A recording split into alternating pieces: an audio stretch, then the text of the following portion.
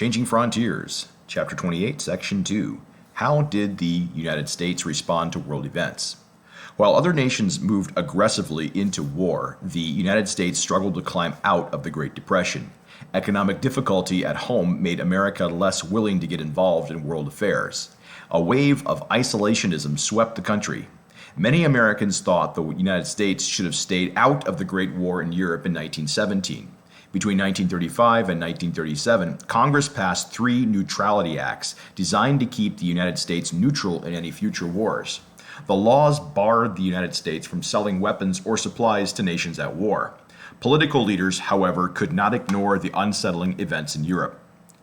How many dollars? The United States spent about $330 billion in the war, which was more than twice the total federal expenditures from the founding of the nation until then. The United States moves closer to war. President Roosevelt was worried as Hitler's armies swept across Europe. Churchill appealed to him for help, but with public sentiment against another big war and the Neutrality Act still in force, Roosevelt refused. In November 1939, however, he persuaded Congress to amend the Neutrality Acts so that Britain and France could buy weapons from the United States. The amendment mandated a cash and carry policy. Britain and France had to pay for the supplies and transport them on their own ships. The United States lends to the Allies. In August 1914, Roosevelt agreed to lend 50 destroyers to Britain in return for long-term leases of British military bases. Later in 1940, Roosevelt announced that the United States would be the arsenal of democracy. He hoped that supplying war materials to the Allies would help them defeat the Axis without involving American soldiers in the fighting. Some isolationists, though, accused Roosevelt of wanting to get the United States into the war. By 1941, at Roosevelt's urging, Congress passed the Lend-Lease Act, which allowed the United States to lend equipment and supplies to nations fighting the Axis. Roosevelt defended the policy by saying that if a neighbor's house was on fire, you would certainly lend him a fire hose. By the end of the war, the United States had sent nearly $50 billion in aid to its allies through the Lend-Lease Act. The United States establishes a draft. During his 1940 election campaign, Roosevelt promised a Boston audience, "Your boys are not going to be sent into any foreign war." But as German aggression against Britain continued, Roosevelt considered what a threat it would be to the United States if Hitler gained control of the British Navy. At Roosevelt's request, Congress passed the Selective Training and Service Act to reestablish the selective service system to draft men into the armed forces. Never before had America instituted a draft before declaring war. Although many Americans still opposed war in 1940, a majority voiced their approval of Roosevelt's policies by electing him to a 3rd term. Until then, presidents had followed George Washington's example of serving only 2 terms. To quiet Republican protest when he overrode Washington's precedent, Roosevelt successfully argued that the United States needed his experience and leadership in this time of world turmoil. Japanese aggression affects the United States. In 1940, Japan signed a pact with Germany and Italy, forming the Rome-Berlin-Tokyo Axis. Japan continued to destroy huge numbers of Chinese civilians in an attempt to expand the Japanese empire into Southeast Asia. With few natural resources of her own, Japan needed oil and steel to continue expansion. When President Roosevelt cut off all United States efforts to Japan, Hideki Tojo, Japan's Minister of War, and other military leaders decided to invade oil-rich Indonesia and its neighboring countries. Knowing this move could lead the United States to declare war, Japan decided to strike first. Japan's military leaders theorized that if the American fleet at Pearl Harbor were destroyed, the United States Navy and the American people would be unable and unwilling to fight a lengthy war in the Pacific, and the United States would eventually agree to a truce with Japan. Japan bombs Pearl Harbor. Early on Sunday morning, December 7, 1941, Japanese planes armed with bombs and torpedoes screamed down over American battleships lying at anchor in Pearl Harbor on the Hawaiian island of Oahu.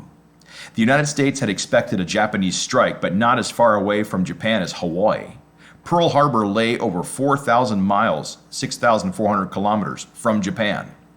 Japanese planes flew from Japanese aircraft carriers that had cruised undetected to within 300 miles or 480 kilometers of Hawaii. United States radar operators on Oahu had spotted the Japanese airplanes on their radar screens but assumed they were American planes. Catching the military base off guard, the attackers damaged, sank, or destroyed 21 ships of the Pacific Fleet and over 300 planes. 2,400 Americans died, and over 1,100 were wounded. News of the attack shocked the nation. President Roosevelt made a speech to Congress in which he called December 7 a date which will live in infamy. And Congress responded by declaring war on Japan. As Japan's partners in aggression, Germany and Italy then declared war on the United States. Thus, the United States joined the Allies in fighting the Axis. The Allies eventually numbered some 50 nations, with Great Britain, the United States, and the USSR being known as the Big Three. During the next several years, their leaders, Churchill, Roosevelt, and Stalin, met in Iran and again in the USSR to discuss the war strategy. The United States mobilizes for action. After the Pearl Harbor attack, mobilization began in earnest. The draft brought millions of men into the armed services. These new soldiers had to be fed, trained, equipped with weapons, and shipped overseas to battlefields in Europe or Southeast Asia. Industry responded with a sudden surge of flexibility, speed, and efficiency. Automobile factories rapidly retooled and began making warplanes, turning out 300,000 aircraft by the war's end. Americans worked long hours at assembly lines that produced Army tanks and trucks by the thousands. Shipyards built over 88,000 ships, including large aircraft carriers, to launch fighter planes, landing craft to allow seaborne invasions, and oil tankers and merchant ships to deliver petroleum and supplies to the Allies. I'm going to pause here and go to deadly siege. Germany's 2.5-year siege of the Soviet city of Leningrad, which included artillery bombardment, bombing, and starvation, was the most destructive and deadly siege in world history. Over 1.5 million civilians and soldiers died in the siege, along with many of the 1.4 million evacuees. Without utilities and supplies, residents suffered unimaginable horror from extreme cold and lack of food. Some were driven to cannibalism. Back to the paragraph. In 2 weeks, workers built cargo ships that would have taken 6 months to build before. As factories and farms in the United States hurried to provide supplies and food for American and European Allied armies, unemployment and the Great Depression ended almost overnight. War affects Americans at home. The war had drastic effects on American life. When men headed overseas on ships and planes, large numbers of women replaced them on the home front. Women, nicknamed Rosie the Riveter by a popular song, built war equipment in the factories.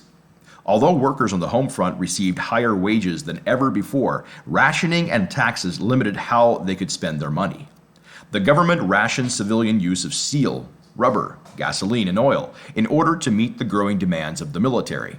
To supply food and clothing for the troops overseas, the government regulated the sugar, meat, and shoes that families could buy and urged them to plant victory gardens. Americans helped the war effort by saving and recycling items such as tin cans, old newspapers, and old tires. In 1942, all production of passenger cars and civilian trucks stopped when automobile factories were converted to produce war materials. Because the government strictly rationed tires and gasoline, Americans reduced travel drastically. A nationwide wartime speed limit was imposed to reduce the wear on tires. Wartime government spending rose to nearly $250 million a day. To generate revenue for this spending, Congress raised income taxes, setting the highest tax bracket at 94%.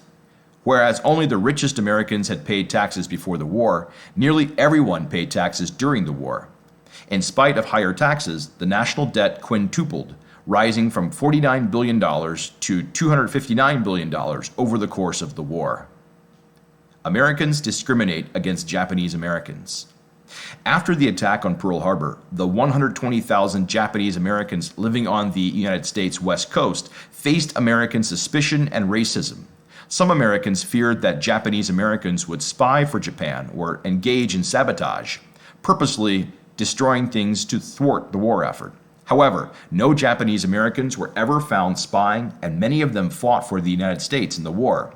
Nevertheless, many Japanese Americans lost their homes and possessions in 1942 when President Roosevelt signed Executive Order 9066, authorizing the military to evacuate and relocate them. They spent most of the rest of the war under guard in fenced relocation camps. Years later, in 1988, the government apologized and paid $20,000 to each survivor of those camps. Deadly technology. Warfare causes men to work hard at developing new technology. One of the new tools developed during World War II was the depth charge, an explosive device that could be dropped into the ocean from a ship or plane when a submarine was detected by the use of sonar. The explosion created enough pressure to crack the walls of the submarine, causing it to sink. Other inventions included the jet engine and radar. Study exercises 28.2. Number 1. What group of laws did the United States pass after World War I to keep America out of future wars? Number 2. What event led the United States to enter World War II? Number 3. What was the nickname given to women who built war equipment in factories? Class discussion. Number 1. In what way did Japan's attack on Pearl Harbor accomplish the opposite of what it had intended? Number 2. How was the American workforce affected differently in World War II than it had been in World War I? End of Chapter 28, Section 2.